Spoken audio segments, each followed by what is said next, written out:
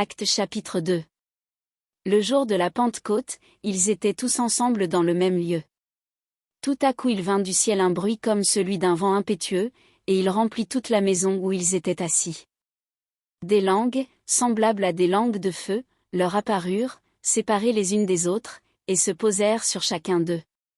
Et ils furent tous remplis du Saint-Esprit, et se mirent à parler en d'autres langues, selon que l'Esprit leur donnait de s'exprimer. Or, il y avait en séjour à Jérusalem des Juifs, hommes pieux, de toutes les nations qui sont sous le ciel. Au bruit qui eut lieu, la multitude accourut, et elle fut confondue parce que chacun les entendait parler dans sa propre langue. Ils étaient tous dans l'étonnement et la surprise, et ils se disaient les uns aux autres, « Voici, ces gens qui parlent ne sont-ils pas tous Galiléens? Et comment les entendons-nous dans notre propre langue à chacun, dans notre langue maternelle? » Parthes, Mèdes, Élamites, ceux qui habitent la Mésopotamie, la Judée, la Cappadoce, le Pont, l'Asie, la Phrygie, la Pamphylie, l'Égypte, le territoire de la Libye voisine de Cyrène, et ceux qui sont venus de Rome, Juifs et prosélytes. Crétois et Arabes, comment les entendons-nous parler dans nos langues des merveilles de Dieu? Ils étaient tous dans l'étonnement, et, ne sachant que penser, ils se disaient les uns aux autres, « Que veut dire ceci ?» Mais d'autres se moquaient, et disaient, « Ils sont pleins de vin doux. » Alors Pierre, se présentant avec les 11, éleva la voix, et leur parla en ces termes, « Hommes juifs, et vous tous qui séjournez à Jérusalem, sachez ceci, et prêtez l'oreille à mes paroles. Ces gens ne sont pas ivres, comme vous le supposez, car c'est la 3e heure du jour. Mais c'est ici ce qui a été dit par le prophète Joël.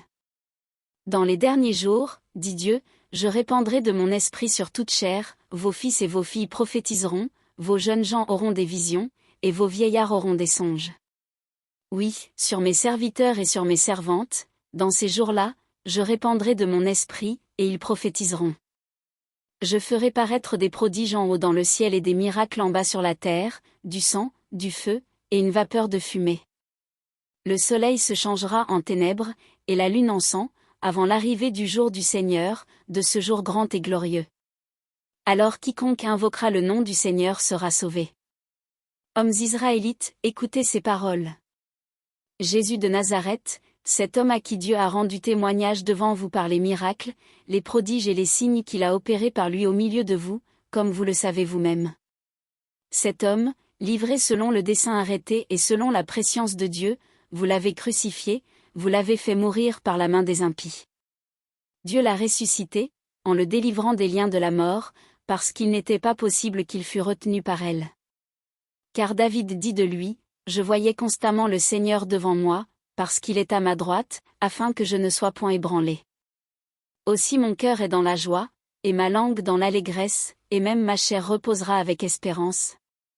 Car tu n'abandonneras pas mon âme dans le séjour des morts, et tu ne permettras pas que ton sein voie la corruption. Tu m'as fait connaître les sentiers de la vie, tu me rempliras de joie par ta présence. » Hommes frères, qu'il me soit permis de vous dire librement, au sujet du patriarche David, qu'il est mort, qu'il a été enseveli, et que son sépulcre existe encore aujourd'hui parmi nous. Comme il était prophète, et qu'il savait que Dieu lui avait promis avec serment de faire asseoir un de ses descendants sur son trône. C'est la résurrection du Christ qu'il a prévue et annoncée, en disant qu'il ne serait pas abandonné dans le séjour des morts et que sa chair ne verrait pas la corruption. C'est ce Jésus que Dieu a ressuscité, nous en sommes tous témoins. Élevé par la droite de Dieu, il a reçu du Père le Saint-Esprit qui avait été promis, et il l'a répandu, comme vous le voyez et l'entendez.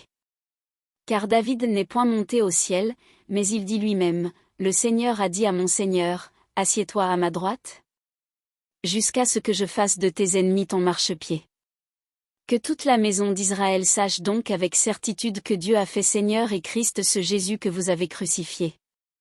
Après avoir entendu ce discours, ils eurent le cœur vivement touché, et ils dirent à Pierre et aux autres apôtres, « Hommes frères, que ferons-nous » Pierre leur dit, « Repentez-vous, et que chacun de vous soit baptisé au nom de Jésus-Christ, pour le pardon de vos péchés, et vous recevrez le don du Saint-Esprit.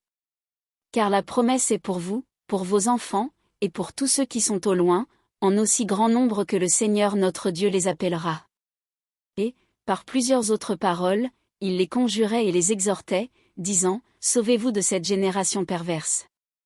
Ceux qui acceptèrent sa parole furent baptisés, et, en ce jour-là, le nombre des disciples s'augmenta d'environ 3000 âmes.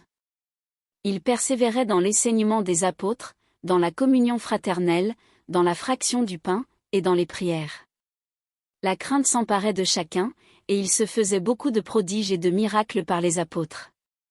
Tous ceux qui croyaient étaient dans le même lieu, et ils avaient tout en commun.